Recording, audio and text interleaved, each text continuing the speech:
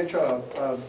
Joe just left, so I want to thank Joe on behalf of everyone for giving me a chance to come out here and give the keynote address. Thanks for having me out. Really, really exciting seeing people graduate. It goes by quick. I'll never forget what that was like. It was kind of anxiety-producing, but exciting also. So I think, so for the seniors, the first thing is I want to acknowledge you for the, of course, the time you spent, not just with the fraternity, but with classes and everything, getting done what you had to get done, and all the hard work, of course. I'm sure anyone would agree and say the same thing. To me, what's really special, I want to acknowledge you for joining at the point in time that you did. I think there's something really special behind that. The kind of person that joins right at the end of their senior year, to me, it really shows. I think they were an example of what the fraternity is all about. The guys that join senior year, they're not the troublemakers. They're not the ones that are gonna, they're what it's about. And it really, you may not think it, but it really could pay off. You may wonder, maybe this was just one thing I was doing for a little bit, but it may lead to something big. It may lead to some connections, whether it be just people to golf with, or other leadership growth opportunities. It could lead to really good networking opportunities to have you land that opportunity that you never know it may have happened. So one thing about being an alumnus, my thing to say is if you want to be involved, start now. Don't say I'm going to take a break and come back, because that's always a lot tougher. It's like if you look at people that go to grad school or do other things. A lot of people, they say they're going to do something and they end up start working. They get involved with their homes, their families, and their career and everything, and it's a lot harder to come back. And that's the first thing I would say to do is don't take a break. Keep going with it any chance you see. You could make the difference. I think for you to join at the time you did, it's like you saw something that that obviously that you didn't see before that had you join now. So there may be a chance out there for you to make a difference. You may see something where you can make a difference for someone else to have them have this opportunity that they may not have thought otherwise. I thought, for this speech, I thought I was going to come in and try to think of an example of, what was like for me when I was a pledge, what did I do? But the thing that struck me when I put this together was, I remember going from high school to college was really unbearable for me, because in high school I was in everything. I was in all the musical organizations and sports. I was in extracurricular activities all across the board, and everything was there to join. You get to college, it's a much bigger, you're a much smaller fish in a much bigger pond, and you don't really know what to do at first. And the point is that I didn't join a fraternity until my 4th year, because I didn't know what it was all about. I had the old stereotype thinking it's just all about drinking and hazing and causing trouble, and I never saw it as the opportunity to continue exercising all those great hobbies that I got into. So a chance to make a difference for others, always keep looking for that. A note to in general, what would I say to anyone graduating, going out to the real world? I think the main word I would say is, whatever you want to do, you have to cause it. Nothing's gonna come to you. Things may happen. You may get a promotion, but if there's something that you want, you got to make it happen. No one's going to reach it out for you. Never be afraid to speak up, especially if you see something wrong.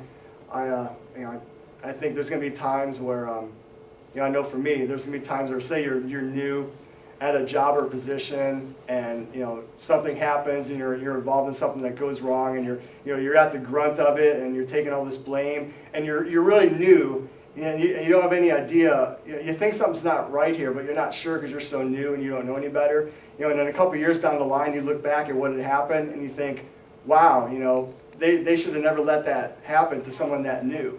So I'm saying when you see a chance to make a difference, speak up. Don't let someone under you take the grunt of something. It's kind of like bystander behavior. People who lecture about hazing and whatnot. One of the worst parts about, it's really similar, one of the worst parts about hazing is when people stand as bystanders and don't do anything, because that just empowers the victims a lot less. But anyways, cause, whatever you want to happen, you got to cause it. You never know what may make a difference. Whenever you're sharing something with someone or inviting someone to something, and whether they take you up or not, you you never know down the line what they're going to do and take up your advice and see what a difference it made. You never know. I'm sure, if there's anyone out there that is uncertain what they're going to be doing, or doesn't have any offers, or is worried about the economy, going through layoffs. I went through plenty myself. If you're in that scenario, I think my main key would be,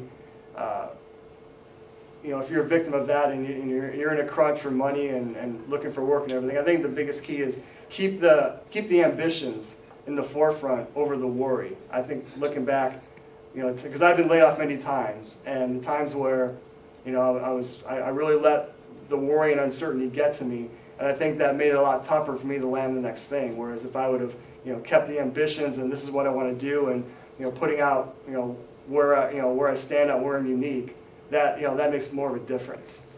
But the other part of as far as going out into your career, I think the other main word is management. I think there's a lot of distinctions between leadership and management. You can be a great leader without being a manager. A leader is kind of like what I was saying. The leader is the one that speaks up and doesn't stay there as a bystander.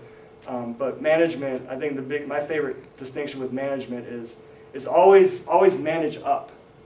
So going back to the example, anyone that's below you, you generally don't want to blame them for anything. If if they don't know something, it's generally not their fault. It's more a matter of that they need to be informed.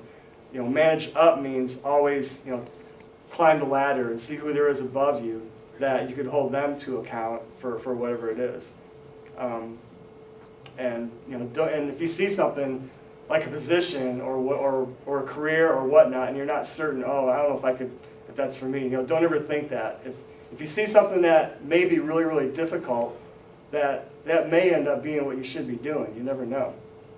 And I think the last part also is, always keep your health as a priority over your job or career.